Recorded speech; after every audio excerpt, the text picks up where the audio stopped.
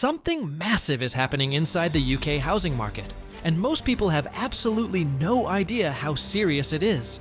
What you're about to hear is not a prediction, not a rumor, and not fear-mongering. This is the beginning of the biggest shift in Britain's rental market in decades. And the consequences will be felt by every renter, every homeowner, and every landlord in the country. For the first time in modern history, landlords are exiting the market in huge numbers. Quietly, silently, systematically. They're not waiting for another interest rate update. They're not hoping for tax reform. And they're not gambling on the future. They're getting out now, while they still can. Behind the scenes, agents have been reporting something shocking. The number of listings from landlords wanting to sell has exploded. Entire streets that used to be rental heavy are suddenly being put up for sale. Homes that were rented for 10, 15, even 20 years are being cleared out overnight. And when thousands of landlords leave at the same time, the rental market doesn't just tighten, it collapses. Why is this happening? It starts with costs. Mortgage rates skyrocketed, insurance prices doubled, maintenance costs rose, and new regulations piled on top of each other.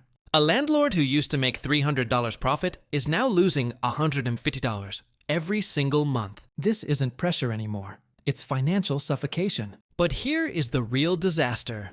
Every landlord who sells removes a home from the rental market permanently. And when supply drops while demand keeps rising, rents don't just increase, they explode. Students can't find rooms. Families are being pushed out of cities. Even working professionals with perfect credit are being rejected.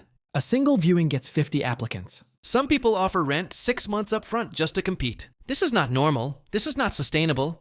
And it is only the beginning. The real shock isn't just that landlords are selling. It's who is replacing them. While small landlords are being squeezed out, huge financial institutions are quietly stepping in. Private equity firms, corporate landlords, international investment groups, all circling the UK housing market like vultures over a collapsing system. They're buying whole blocks, entire streets, full developments. And unlike traditional landlords, these organizations are not emotional, sentimental, or sympathetic. They're not frustrated by repairs, annoyed by regulations, or stressed by mortgage rates. They operate on cold calculations, and their goal is simple: control the rental supply. For renters, this is a nightmare. Because once a handful of companies own thousands of homes, rents don't just increase. They stabilize at the highest profitable level. No competition, no negotiation, no flexibility. When corporations control the market, tenants become permanent customers.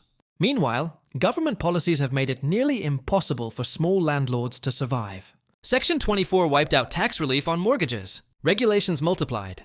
EPC targets threatened older properties. And with interest rates more than tripling, many landlords now pay more in mortgage interest each month than they receive in rent. Add licensing fees, insurance hikes, council requirements, repairs, and legal risks. And for thousands of landlords, the maths no longer works. But here's the part nobody talks about. Once these homes leave the rental market and enter the corporate pipeline, they never go back to ordinary renting. The UK is witnessing a transfer of power that will reshape the next 20 years. And the public still thinks this is just high rent season. The next stage of the crisis is already unfolding, and you can see it in every major city across the UK. Renters are now competing at levels that would have been unthinkable even 5 years ago. One-bedroom flats receive more applications than full-time jobs. Agents are overwhelmed. Viewings close within minutes. People queue outside properties as if they're buying concert tickets. This is what happens when supply collapses. Every time a landlord sells, a renter loses a home. But the problem doesn't stop there. Because the person buying that property is usually a homeowner, not another landlord. Meaning the property disappears from the rental pool forever.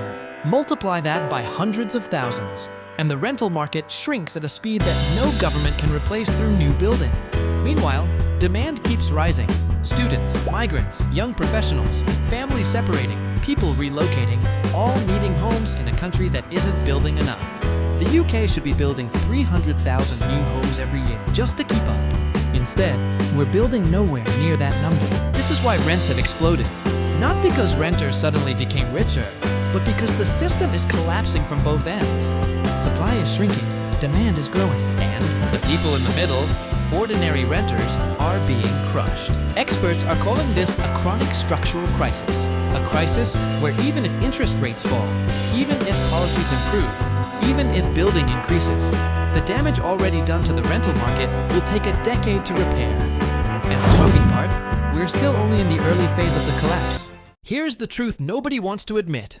The UK is heading toward a housing future where renting becomes a luxury, owning becomes a fantasy, and stability becomes something only the wealthy can afford.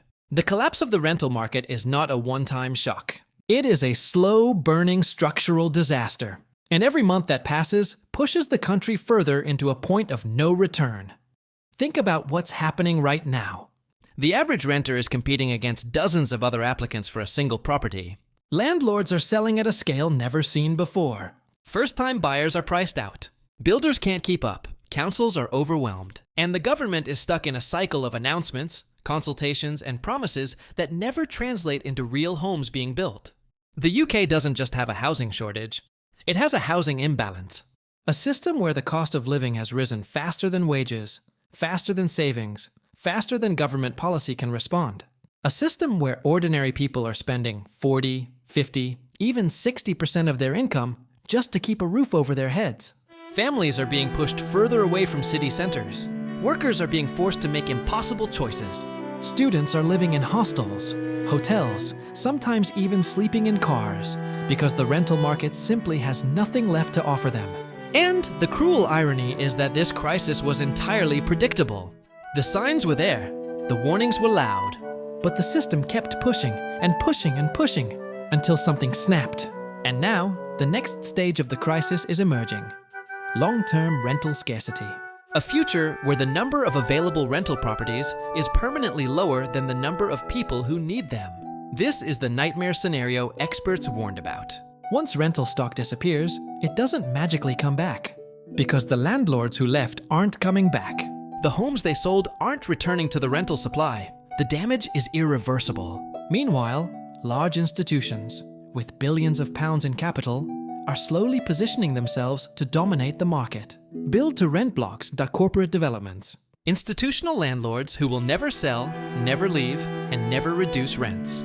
They don't compete with small landlords. They simply replace them. And here's the frightening part. Once corporations control enough of the rental market, rents won't rise because of demand. They'll rise because a handful of organizations can set the price. Renters won't be choosing between different landlords. They'll be choosing between different branches of the same corporation. In this future, renting becomes subscription living. Annual increases become automatic, deposits become higher, flexibility disappears, stability dissolves, and an entire generation becomes locked into permanent renting with no realistic path to home ownership. The collapse we're witnessing today is not a single event. It is the beginning of a long transformation, one that shifts housing from a basic human need into a corporate product. One that places power in the hands of a few. One that leaves millions struggling to keep up. But here is the part most people don't realize. This crisis can still get worse. If interest rates stay high, more landlords will exit. If building targets continue to fail, supply will tighten further. If wages stagnate, affordability will collapse completely. And if nothing changes, the UK may face the largest housing affordability crash in modern history. This is not about scaring people. This is about understanding the scale of what's coming. A crisis that will define the next decade. A crisis that will determine where people live, how people live, and whether an entire generation is locked out of the housing ladder forever. The question now is simple. Does the UK fix the system? Or does the system break the UK?